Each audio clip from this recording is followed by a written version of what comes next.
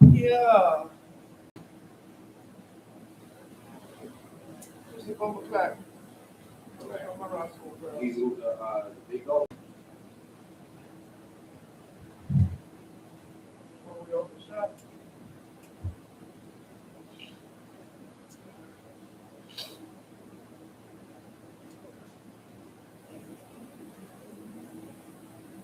Sorry, Mike.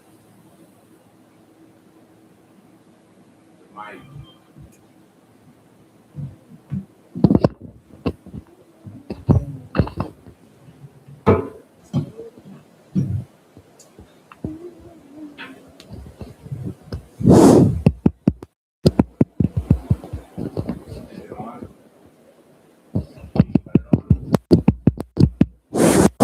'Cause I just did the test.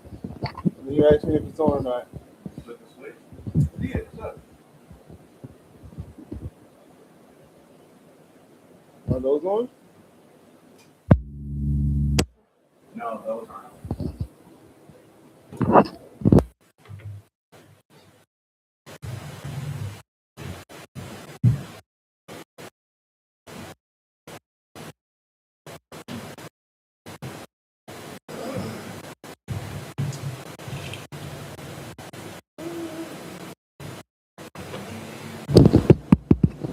1 2 1 2 1 2. Turn me up in my headphones just a little bit. 1 2 1 2 1 2. Yeah, yeah, yeah.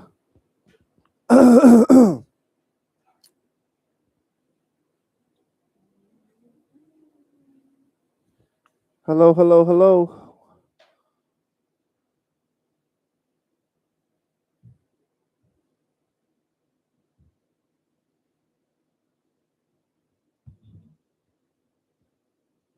Can you turn my line up just a little bit? I can't hear it. It sounds different even when you play it back. It do. Yeah, so like it doesn't adjust, it doesn't. That's something we have to fix post or whatever have you. All right.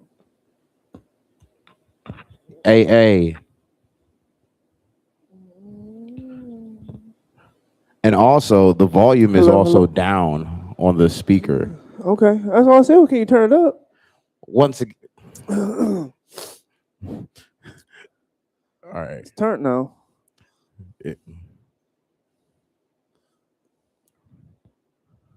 Where the fuck my beer? Hold on.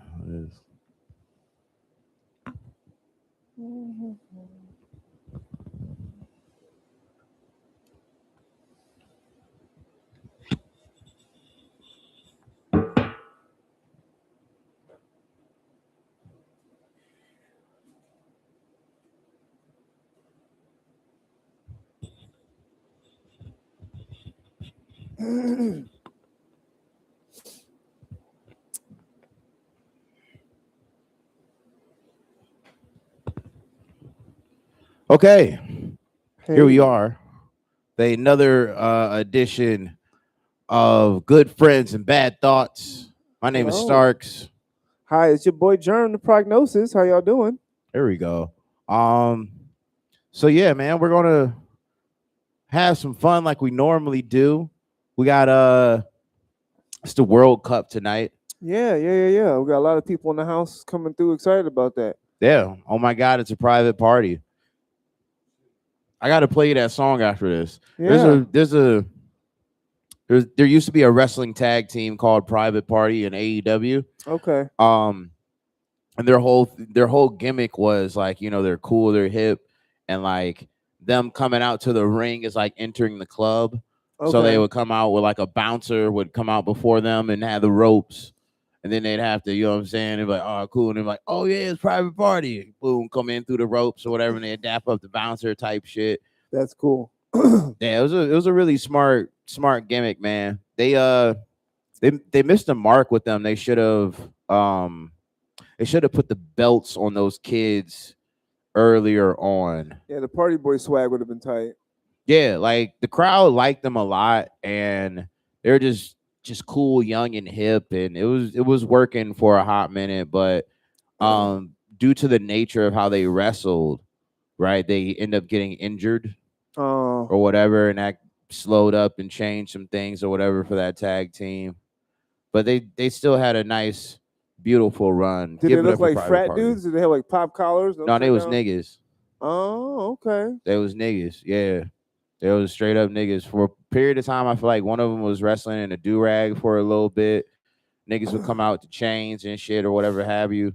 Like, yeah, it was, they were young niggas for real, for real. Because they don't want you to wear your do rags in the club. No, not for real, but when you Private Party, you could do what you want. You can do what you want. You know what I'm yeah. saying? You could be cool and type shit. No, that's tight. Yeah. So we got the World Cup. We got Martin Malloy coming down here on June 20th for the next edition of Saturday Night Fried. Yeah, that's gonna be Um, great. People are anticipating that. Yeah. We're looking forward to that. Yeah, it's gonna be a good shakedown. It's gonna be good. I mean, we're getting Marty Malloy after he spent some time on Kill Tony. Yeah, I meant to move this because I was like, man, come on. He said, "What? He said, what is that blowing on my back?"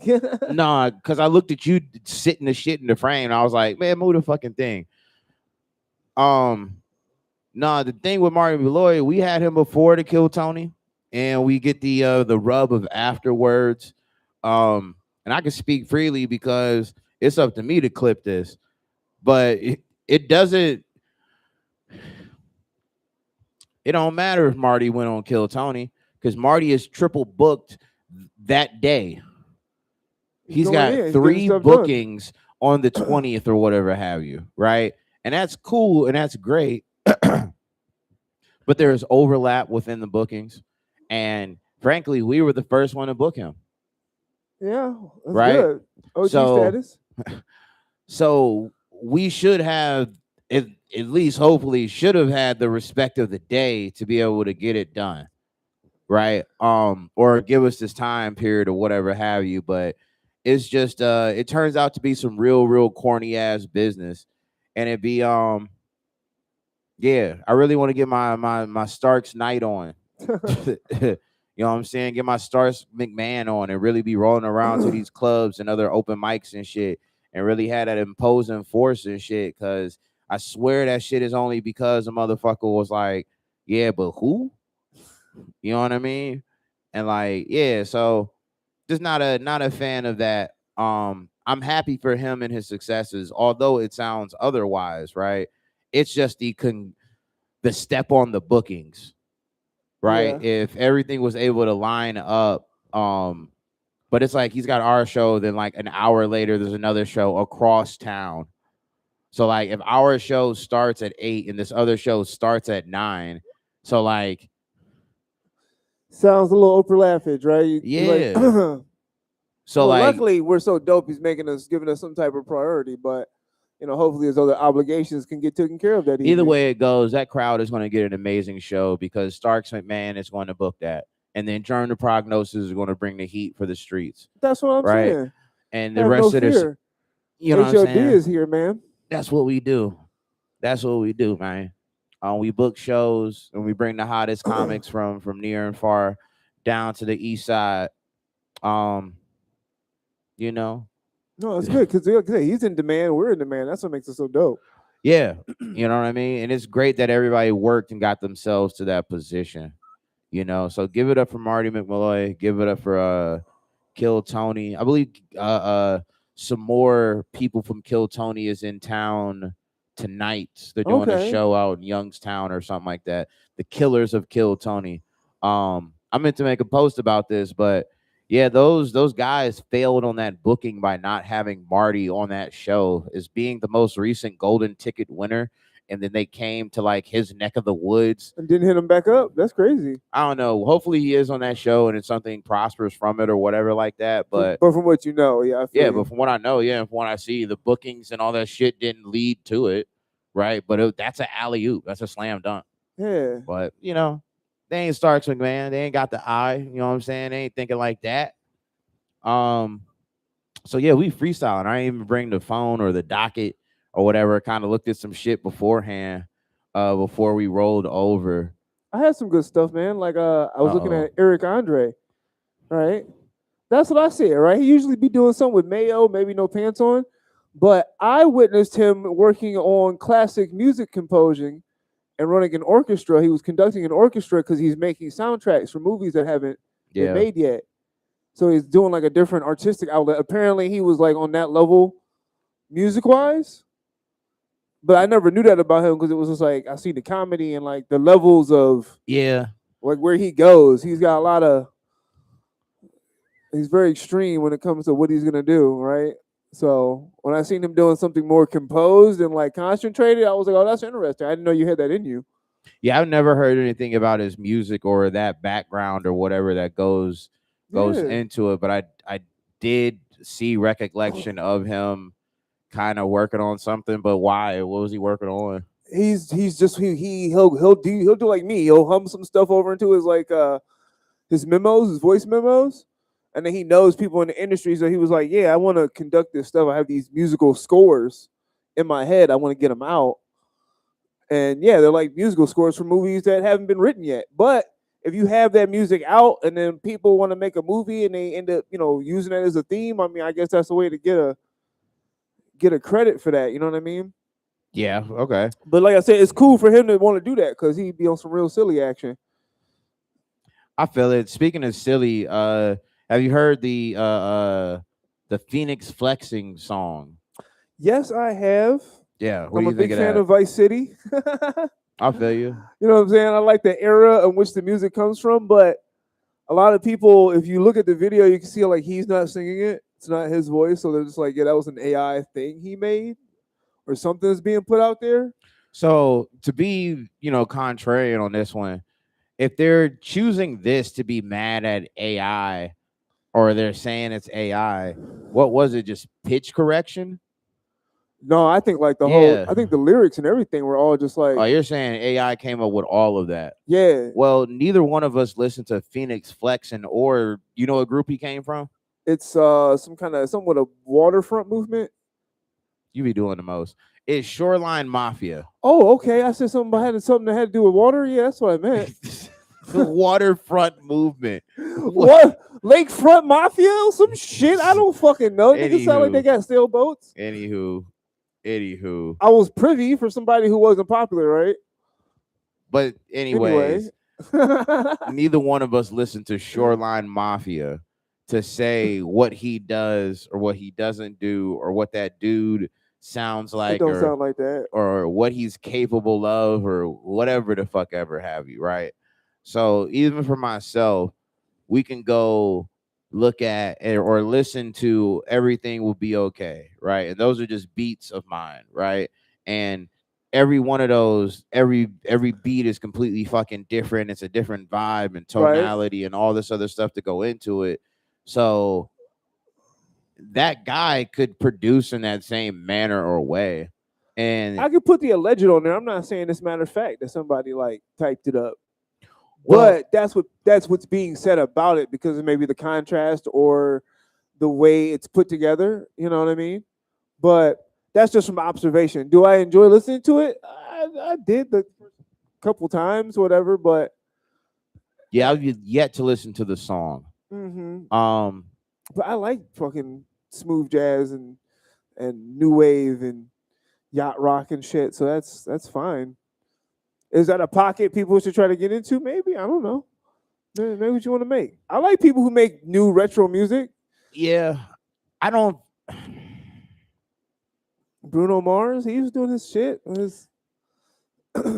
So if we're picking apart this guy's art in this way, right?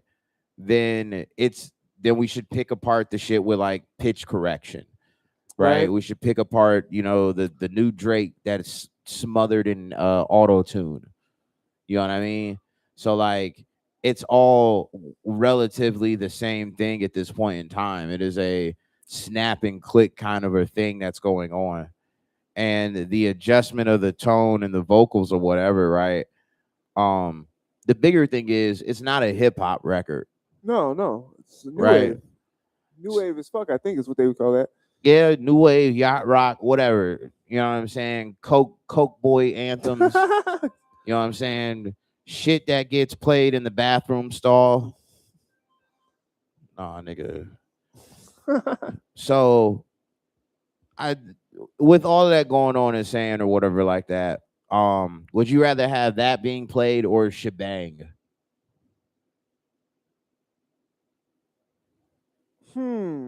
First, I was like, "What is that?" I'm like, "Oh yeah, that's that Drake song." Prove my point. I don't know, man. It's whatever. I guess it's just Yeah, the promotion for it, how it's being like launched out of nowhere. It's kind of crazy. They're looking yeah. at the numbers. I'm going with neither. I don't want to listen to neither one of those songs. If I do have a choice, I probably take the Rubbers record or whatever like that. I'd take that over the Shebang joint or whatever. I'm not mad at either BPM. I'm not mad at either tonality or whatever like that. It's 2/3 of those people for that Shebang record are alive, Okay. right? One of them he could have bought a verse from to make that record really hit, right? Shebang sounds like it was a feature for Drake and the Migos, Okay. right? And Takeoff would have murdered this record, Yeah. right? Quavo would have had a better hook, if you ask me, Right. right? Offset would have had a mean fucking verse. This was prime for them. But he just used their ad libs. He used Quavo ad libs. He used Offset. No, I'm sorry, Takeoff ad libs on the record or whatever. And it's just another money grab, another grab or whatever have you. I want to say that song's got. What if the samples were easier to work with than the people? So you just use the samples.